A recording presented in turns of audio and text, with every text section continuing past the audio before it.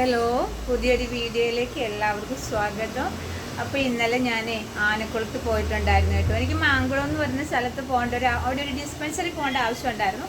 അപ്പോൾ അതിൻ്റെ ഇതെല്ലാം കഴിഞ്ഞിട്ട് എന്നാൽ ആനക്കുളത്തിൽ പോവാം, ആനയെ കാണാം, ഒരു വീഡിയോ ഒക്കെ എടുക്കാം എന്നൊക്കെ വിചാരിച്ചിട്ട് പോയതാട്ടോ. അവിടെ ചിലപ്പോൾ നല്ല തിരക്കുണ്ടായിരുന്നേ. നമ്മുടെ കേരളത്തിന് വെളിയിലുള്ള കർണാടക, ആന്ധ്രാപ്രദേശ്, തമിഴ്നാട് അവിടെ നിന്നൊക്കെ ടൂറിസ്റ്റ് ബസ് ഇപ്പം എല്ലായിടത്തും വെക്കേഷൻ ടൈമാണല്ലോ, ടൂറിസ്റ്റുകൾ ഒരുപാട് വന്നിട്ടുണ്ട് കേട്ടോ. അപ്പോൾ അത് കണക്ക് തന്നെ നമ്മുടെ കേരളത്തിൽ തന്നെയുള്ള ആൾക്കാരും ഉണ്ട്, ഇഷ്ടം പോലെ സ്ഥലങ്ങളിൽ നിന്ന് ആൾക്കാരുണ്ട് കേട്ടോ. പിന്നെ ഫോറിനേഴ്സൊക്കെ ഉണ്ട്. അപ്പം ഞാനും അവിടെ ചെന്ന് ഒരു സ്ഥലമൊക്കെ കണ്ടു, വണ്ടിയൊക്കെ പാർക്ക് ചെയ്തു വെച്ചു. അപ്പോൾ വണ്ടിയുടെ അടുത്ത് തന്നെ ഇങ്ങനെ നിൽക്കുകയാണ്. അപ്പോൾ അതിനകത്ത് നിന്നപ്പോഴേ ആനകൾ വരുന്നില്ല കേട്ടോ. എല്ലാവരും ഇങ്ങനെ അക്ഷമരോട് നോക്കി നിൽക്കുകയാണ്. പക്ഷെ ഒരു ഒരു ഒരു ടൂറിസ്റ്റ് ബസ്സിൽ വന്ന കുറച്ച് ആൺകുട്ടികളും പെൺകുട്ടികളും അവരുടെ മാതാപിതാക്കളും, പിന്നെ അത് കണക്ക് തന്നെ 2 വൈദികർ, 2 കന്യാസ്ത്രീകൾ, ഇവരും ഒക്കെ ഉണ്ട് കേട്ടോ. അപ്പം ഇപ്പം ഞാൻ പറയുമ്പോൾ ആനക്കുളം എന്ന് പറയുമ്പോൾ മിക്കവർക്കും അറിയാമല്ലോ, നമ്മൾ ആ റോഡിലാണ് നിൽക്കുക. വലിയ വീതിയുള്ള റോഡാണ്. ആ റോഡിൽ നമ്മൾ സൈഡിൽ ഇങ്ങനെ നിൽക്കും. ആ റോഡിന് താഴേക്ക് ചെറിയൊരു പറമ്പാണ്. മൈതാനം എന്ന് പറയാനൊന്നുമില്ല കേട്ടോ, ചെറിയൊരു പറമ്പാണ്. ആ പറമ്പ് കഴിഞ്ഞ് അങ്ങോട്ട് ചെല്ലുമ്പോഴാണ് ആനക്കുളം. ആനകളുടെ ബിവറേജ് എന്നറിയപ്പെടുന്ന ആനക്കുളം. ആനകൾ വെള്ളം കുടിക്കാൻ വേണ്ടി വരും കേട്ടോ. അപ്പോൾ ഏത് ടൈമൊന്നൊന്നുമില്ല, അതുങ്ങൾ ഏത് ടൈമിൽ വേണമെങ്കിലും എത്തും, അങ്ങനെയാണ്. അപ്പോൾ അവിടെ ഭയങ്കര സൈലൻ്റ് ആയിരിക്കും. അപ്പം ഞാൻ പോയപ്പോഴൊക്കെ അവിടെ ഭയങ്കര സൈലൻ്റ് ഏരിയ ആയിരുന്നു. പക്ഷെ ഇപ്പോൾ ഈ പറയാൻ പോകുന്ന കാര്യം, ഈ കന്യാസ്ത്രീകളും പെൺകുട്ടികളും ആൾക്കാരും എല്ലാവരും കൂടി ആ വൈദികൻ്റെ കയ്യിൽ ഒരു മൈക്കൊക്കെ ഉണ്ട്. ആ വൈദികൻ എന്താ പറയുക, നമ്മൾ ഈ അമ്പലപ്പറമ്പിൽ ചെന്നത് കണക്കുള്ള ഒച്ചപ്പാടും ബഹളവും. അവർ ആ പറമ്പിൽ ഇറങ്ങി നിന്നിട്ട് 3 സ്റ്റെപ്പ് വെച്ച് ആന ഇറങ്ങി വരുന്ന കുളമായി.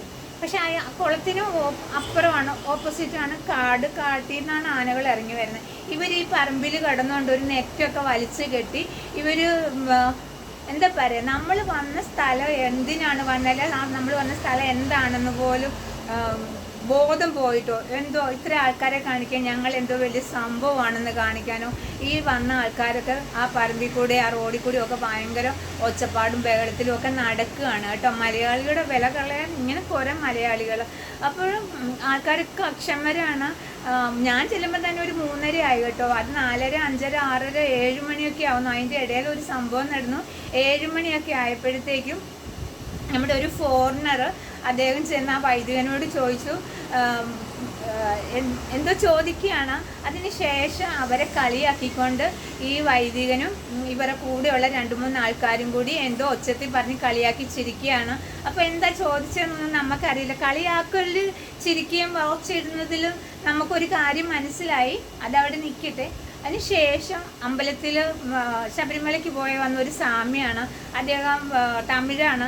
അദ്ദേഹം ചോദിച്ചു, ഈ വൈദികനോട് ചോദിക്കുകയാണ്, സ്വാമി നിങ്ങളൊന്ന് സൈലൻ്റായിട്ട് ഇരിക്കുക, ആനകൾ ഇത്രയും ടൈമായിട്ട് നിങ്ങൾ ഒച്ചപ്പാടും ബലം കാരണം ഇറങ്ങി വന്നിട്ടില്ല, ഞങ്ങൾക്കൊക്കെ നാട്ടിൽ പോകേണ്ടതാണ്, ഇതൊന്ന് കണ്ടിട്ട് ഒരു ഫോട്ടോ എടുത്ത് പോകണം സ്വാമി, കൊഞ്ചം നിങ്ങൾ ക്ഷമിക്ക്, നിങ്ങളൊന്നും മിണ്ടാതിരിക്കുക, ഇങ്ങനെ ഒച്ചപ്പാടും ബഹളം ഇടാതിരിക്കുക.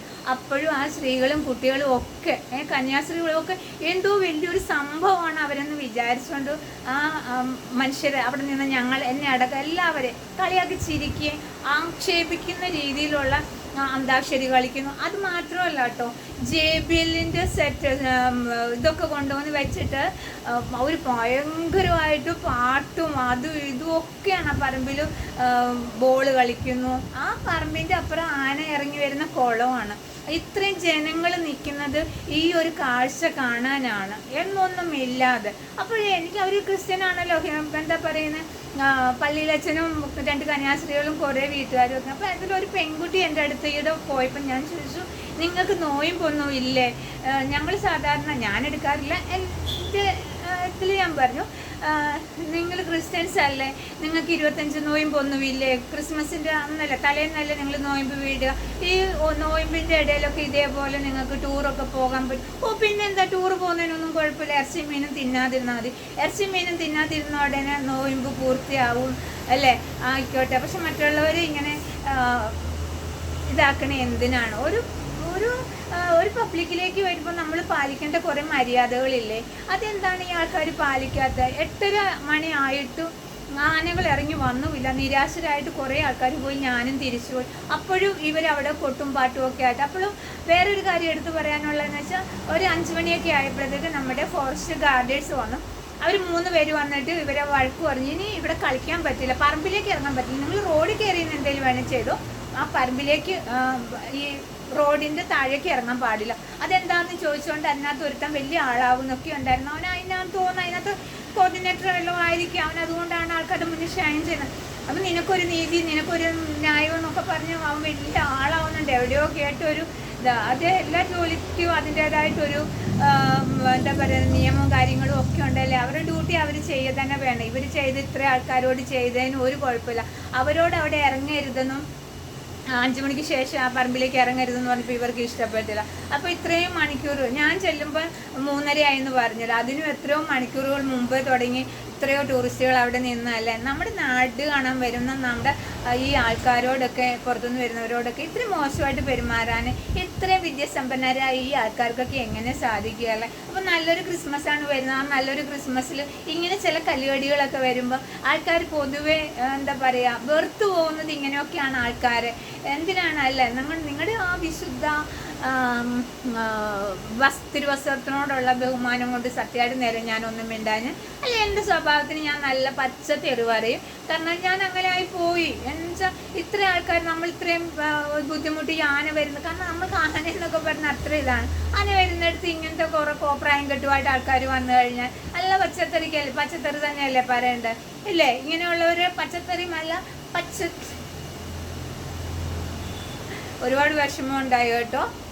ഇങ്ങനെയൊന്നും ചെയ്യാൻ പാടില്ല. നമ്മളാരും അങ്ങനെയൊന്നും ചെയ്യില്ലല്ലോ അല്ലേ? പിന്നെ എന്താ നമ്മളിൽ മലയാളികളിൽ ചില ആൾക്കാർ ഇത്രയും കൂതറകളാവുന്നത്? എവിടെയെങ്കിലും ചെല്ലുമ്പോൾ ആള് കളിക്കാനോ ഒക്കെ നാണക്കേട്.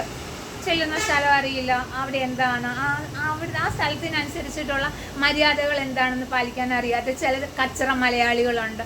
അത് ഞാൻ ഇന്നലെ അവിടെ ശരിക്കും കണ്ടു കേട്ടോ. ആ ഫോറിനറൊക്കെ സത്യം പറഞ്ഞാൽ അവരുടെയൊക്കെ നാട്ടിൽ ചെല്ലുമ്പോൾ അവിടെ എന്താണ് ശരിക്കും ഈ പൊട്ടക്കുളത്തിലെ തവളകളാണ് നമ്മൾ മറ്റു പുറത്തുനിന്ന് വരുന്ന ആൾക്കാരോടൊക്കെ ഇത്രയും മോശമായിട്ട് ബിഹേവ് ചെയ്യുന്ന കേട്ടോ. പോട്ടെ, അതൊക്കെ ഞാൻ നിങ്ങളോട് പറയാൻ, കാരണം എനിക്ക് നിങ്ങളല്ലേ ഉള്ളൂ എപ്പോഴും പറയുന്ന പോലെ. അതുകൊണ്ട് ഞാൻ നിങ്ങളോട് പറഞ്ഞതാ കേട്ടോ. എന്തെങ്കിലും ഒന്ന് പറയണ്ടേ? അല്ല കേട്ടോ, ഇന്നലെ അത്ര വിഷമായി പോയെന്നേ. പക്ഷെ നാണക്കേട്. നമ്മുടെ മൂന്നാർക്ക് കാണാൻ വരുമ്പോൾ നമ്മളെ അഭിമാനിക്കുക ചെയ്യേണ്ടതല്ലേ? നമ്മുടെ നാടിന് നല്ല വരുമാനമൊക്കെ കിട്ടുന്നതല്ലേ അല്ലേ? കച്ചവടക്കാർക്കൊക്കെ നല്ല കച്ചവടം കിട്ടും.